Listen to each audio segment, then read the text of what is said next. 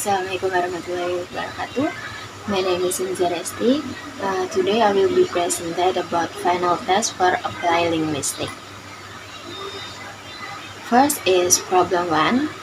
Mr. Thompson is a linguist studying the use of language in news reporting. He is particularly interested in how language can convey bias, shape public opinion, and influence the perception of news events. Mr. Thompson analyzed linguistic patterns that may indicate bias. He also considers the impact of these linguistic choices on the audience, understanding and interpretation of the news. Question from problem 1. What linguistic features should Mr. Thompson focus on to identify bias in news reporting? Discuss at least 3 features and explain how they can contribute to bias reporting.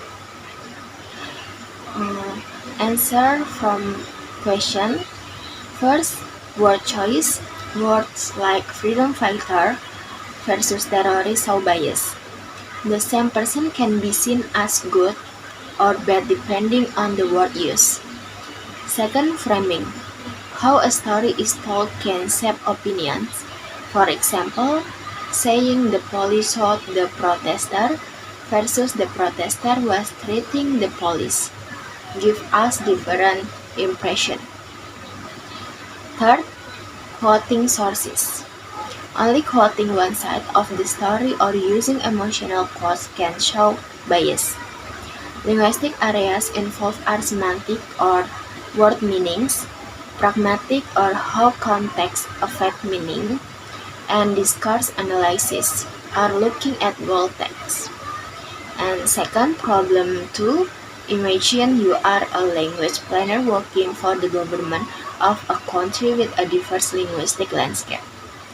The country has several indigenous languages spoken by different ethnic groups, as well as a dominant national language used for official purposes.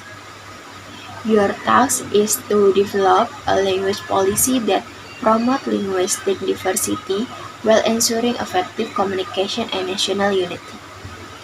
Question for problem 2. How can the government promote the use and preservation of indigenous languages through education? And this is answer about problem 2. First, including them in school curriculum. Teach children in their native language during early education.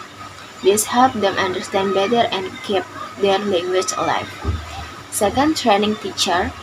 The government can prepare teachers who speak indigenous languages, so they can teach in local school. Third, creating learning material. Textbooks, storybooks, and digital media in indigenous languages can make learning more fun and meaningful.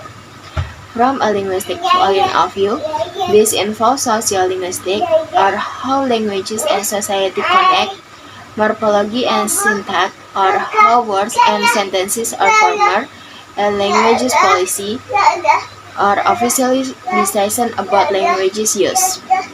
And this is storytelling. Mr. Thompson looked at news articles and found that some words and the way stories were told could make people think a certain way. He studied word choices, quotes, and how news was written. He used linguistic tools to show how news can be biased and help journalists be more fair and clear. A language planner helps protect local language by adding them school lessons, training teachers, and making books to language. She used ideas from linguistics to make sure people could still speak their native language while also learning the national one.